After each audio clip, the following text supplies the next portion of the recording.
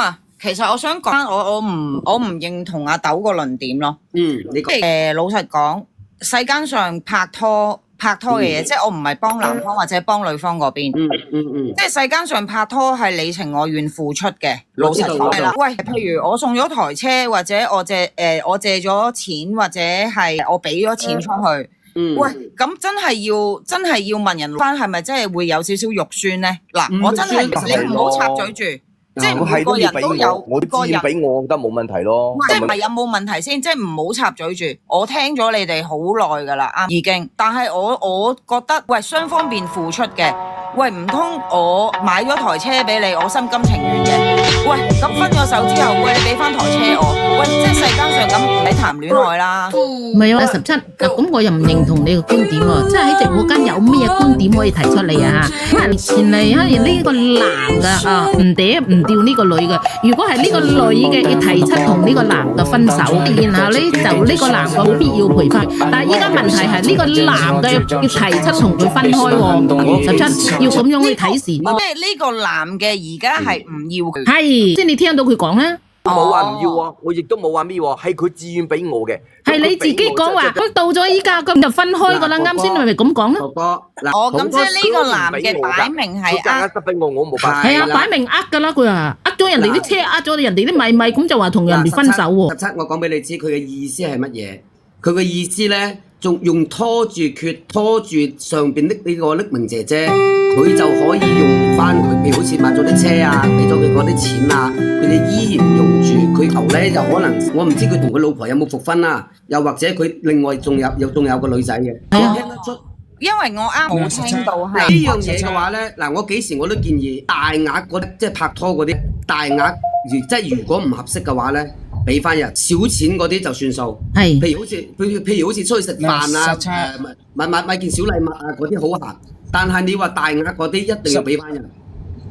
唔係啊，17，但係你聽我講，你唔好話唔係你係香港，你係唔係，禮分錢，阿17只不過佢冇聽到前面啫，人哋講翻啦。知啊，你聽我講埋先啦，17係咁樣嘅。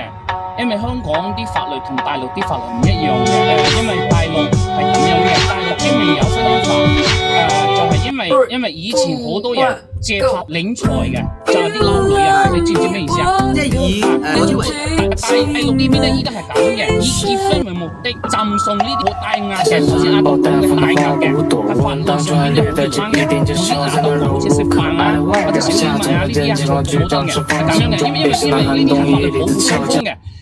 或者依家我哋拋開呢個兩個人故事啦，有時候啲男嘅都係咁嘅，有時候啲女嘅都係嘅。無論男，我啱啱聽咗好耐，其實我都閉咗咪一陣㗎，你自己問下幸如啦，我閉咗咪好耐。OK 嘅，OK，冇事冇事。17，我同你講嘅係唔好意思啊，我同你你講得唔得？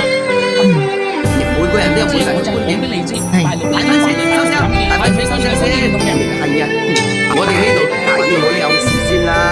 我哋呢度咧允許有唔同嘅聲音嘅，17阿奶粉錢，所以我話阿17佢亦都冇錯，但係佢哋係啊，我明嘅，係啊，17冇錯啊嘛。佢冇聽到部分。我啱啱閉咗，同埋我係刪咗你哋個。得㗎啦，我知得㗎啦，佢已經解釋啊，呢個冇事，繼續評論。冇怪你，完全冇怪你，等於我冇聽開頭一樣啫嘛，係咪？啱唔啱啊，哥哥？有乜啱合則來唔合則去，咁佢自願俾我嘅嘢，我冇強加於叫佢俾噶嘛，咁佢自願俾我嘅，我覺得冇必要攞翻去。如果攞翻去咁都必要啦，係嘛？阿姐姐，唔係我要求過，唔係我借嘅喎。姐姐，雖然你錢多，但係咧你可以通過好多途徑去追翻佢呢啲。呢個男人絕對係抌你波中。我就係唔明白咯，佢點解會變成咁咯？佢之前咪係咁樣個人㗎。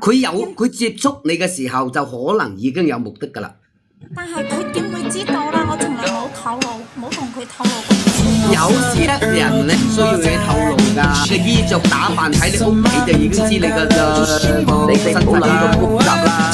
我都話明啦，性格嘅有時夾得嚟咪夾都冇辦法。咪依家咁夾嚟，點解你唔俾佢再觀察一下？我冇話分，亦都冇話要娶。咁同你有乜好我有一啲失敗嘅婚姻，咁我就唔想再失敗多次。5年啦，哥哥，同你搬咗5年啦。係啊，識咗5年，點解無啦啦你又向人哋求婚？向人哋求婚意思真係哎呀，咁你諗住你就繼續去挖又挖又挖，你諗住喺人哋身上係咁樣咯？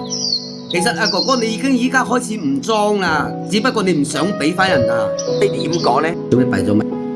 有電話入應該我同你講啊，其實呢啲合則嚟唔執合則去噶嘛。咁我有冇強加於佢？佢肯俾我嘅時候，其實我當時都唔接受㗎。你前邊嗰句説話係啱，後邊嗰句説話係唔啱嘅。後邊嗰度咧，人哋係以結婚目的㗎。咁呢個係佢個人想法啊嘛。佢個人嘅想法，佢都係以嗰個為目的。咁你冇係啊？咁你冇以結婚目的，你向人求咩婚啊？